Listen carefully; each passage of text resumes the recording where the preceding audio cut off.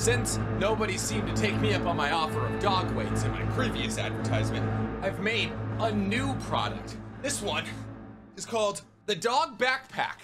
Oh God, the straps need some work. All right, enough clickbaiting my dog. Today we have a really important topic to talk about, and one that's actually very close to my heart. Still not in the mood to show off my forehead. Thought I would be. So if you've been around here a while, you'll know that my favorite anime isn't Naruto or even Demon Slayer. No, my favorite anime of all time is Hunter x Hunter. And for a long time, having Hunter x Hunter as your favorite anime was tough because we didn't know if we were ever gonna see the end of Hunter x Hunter. And we still technically do not know if we're going to see the end of Hunter x Hunter. Togashi has began writing the story again, but we don't know if he'll feel well enough to finish it. But for the moment, we have optimism for the first time in a very long time. But what's really cool about where Hunter x Hunter is right now is that the anime is pretty much almost caught up with the manga, and therefore people who have only watched the anime have about as good a grasp of Hunter x Hunter as those who have read the manga. There's a couple of other things that anime only people don't know about, like the Heaven's Arena arc or the trip to the Dark Continent that's just now starting, but those things might get animated further on down the line. For the moment, you have to read them in the manga. Fortunately for us, if you've seen the anime of Hunter x Hunter, you'll know enough about Hunter x Hunter to understand the theory I'm talking about today. And you may even learn a little bit about what's upcoming in the manga. Not like in a spoiler way, like in an informative way. Because today we're going to be talking about a character that anybody who's seen the anime or read the manga knows, Alluka.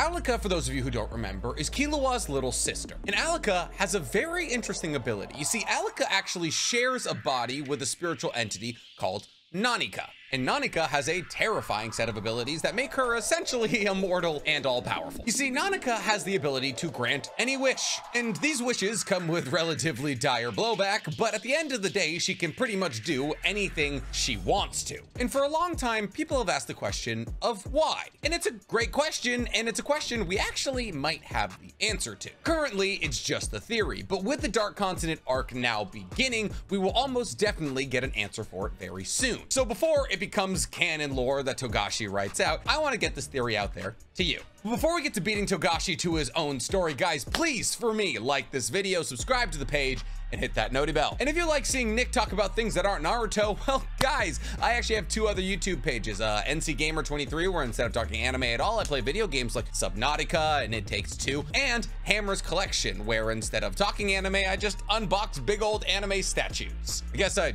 talk about anime while I do it, so never mind, I lied about the not talking about anime bit. Today is a big day. Some would even say huge. In about 10 minutes, I'm gonna be heading out to Bandai Namco's headquarters in Irvine, California.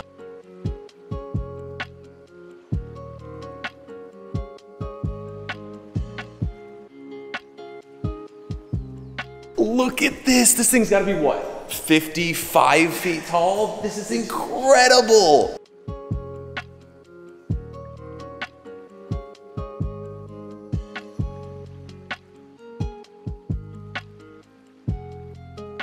I can feel my wallets getting lighter.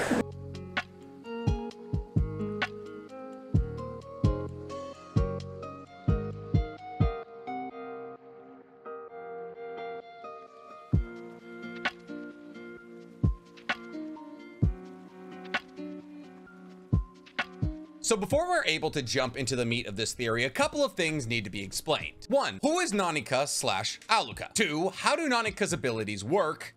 3, what is Nanika? And 4, how did Nanika end up in Alluka? So obviously, let's start with number 1. Who is Alluka / Nanika? Like I briefly touched on in our intro there, Alluka is Killua's little sister. Alluka for a long time has actually been one of my favorite characters in all of anime because Alluka was the first openly transgender character I'd ever seen in anime. Alluka was born Killua's little brother, but always felt like she was a girl. So when Gon meets Alluka for the first time with Killua, Killua tells Gon that, hey, listen, she was born a boy, but she's a girl, so refer to her as such. And seeing Killua's acceptance of his sister as she is, and then how ardently he fought to make sure everybody used the correct gender identity for her was incredible, especially when you consider the fact that Hunter x Hunter was written in the 90s. But since we're talking about Alluka's birth, Alluka was not born with Nanika inside of her. Alluka was born just a regular Zoldyck, if there could be such a thing as a regular Zoldyck. She would have grown up to be incredibly strong like the rest of her brothers and sisters, and eventually become an assassin. However, when she was young, she was possessed by by Nanika. Now, the who is Nanika is a bit harder to explain than who is Aluka. It's actually the core fundament of this theory. On a base level, Nanika is the spirit that lives inside of Aluka that when it takes over her has a white face, black eyes, and a black mouth. And even though it is essentially this demon that can grant any wish but also kills people who get these wishes granted, it still is technically kind of a child. It likes attention, it cries when Killua is upset with it, it likes to play games. And what's truly interesting about Aluka and Nanika is that they live a symbiotic life. Nanika cares for Aluka and Aluka cares for Nanika. Aluka doesn't look at Nanika as somebody possessing her, she looks at her as a co-inhabitor of a singular space, which I think is kind of cool because I believe it's the way that an 11-year-old girl who's had a spirit living in her body her entire life, who's never technically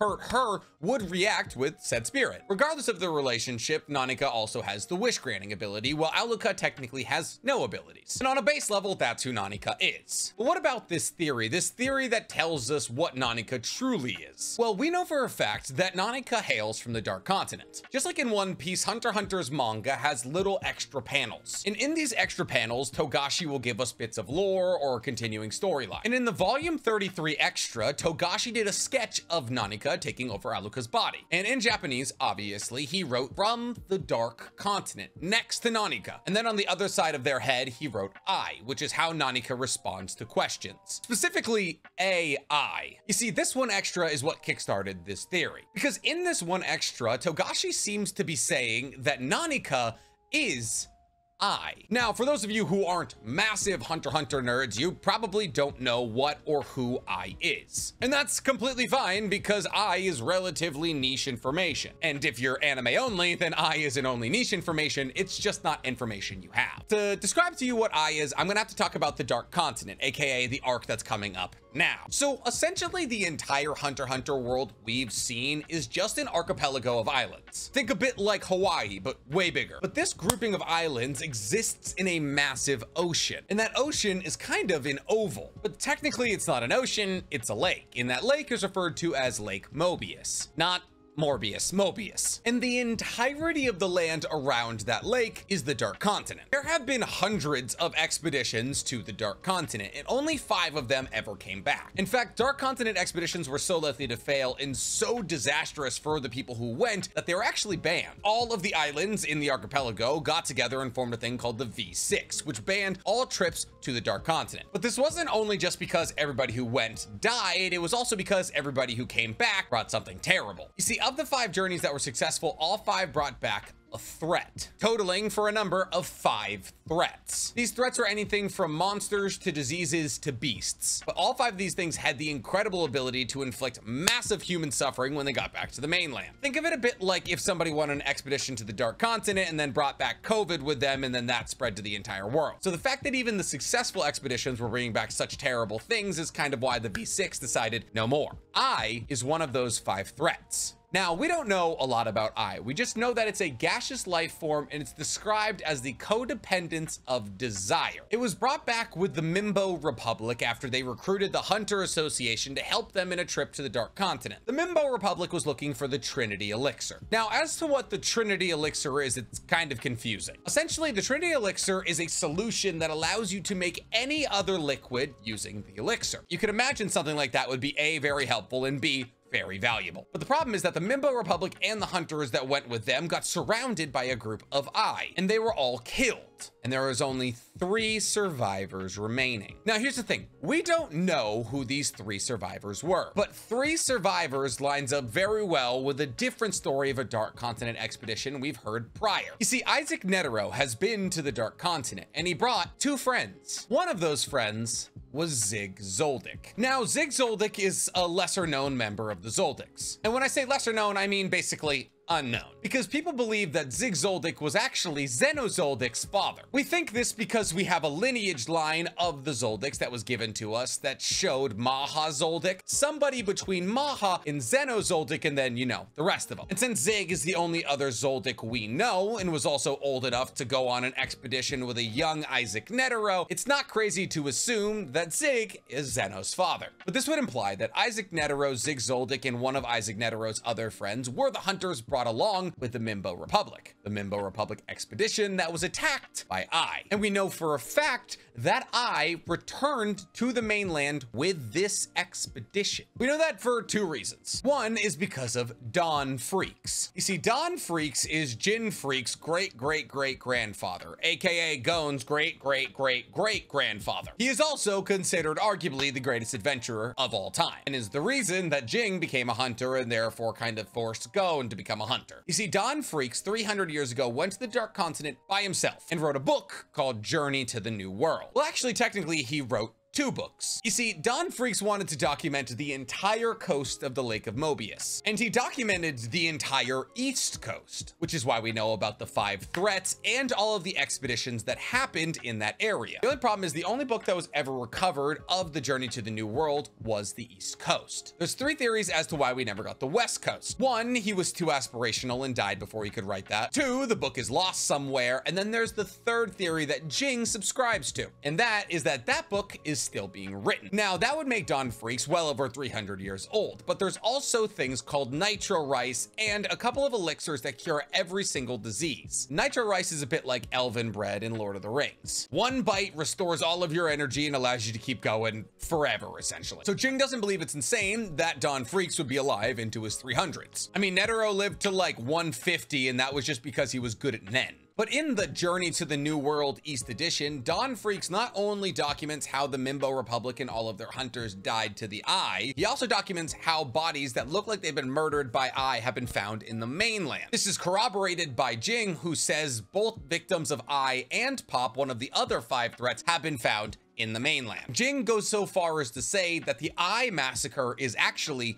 still going. But how does Ai kill people, and why is it so distinctive that we can look at a body and understand, well, Ai was most likely the thing that did that? Ai kills people by either squishing or ringing. Does that sound familiar? If it doesn't, it's a good thing we're about to talk about Nanika's abilities. You see, we technically don't even know if Nanika's wish-granting ability is tied to Nen. See, when Nanika uses her ability to heal Gon after he uses all of his power to fight Pito, a massive amount of aura is released, but we still don't know if that's technically Nen. Well, we don't know if that's technically Nen from Nanika or Gon. Now, Nanika's abilities have an insane amount of rules, so let me crack into them. Essentially, Alika will be walking around, and Alika will ask you to do something. That something could be something trivial, like picking up a bottle for her, or cutting out your liver and handing it to her. After you have granted 3 of Alika's wishes, Nanika will take over Alika's body. Then, technically, anybody who's near Nanika, if they get their wish out first, will get their wish granted. It doesn't have to be the person who fulfilled the requests. And like I stated earlier, this wish is hypothetically infinite. Killua believes that Nanika would be able to quite literally change reality with her wishes. But the wish can also be something incredibly minor, like levitating a person. Problem is what happens after a wish is granted. Let's say you wish somebody back to life. The next person who has to fulfill 3 requests from Alika will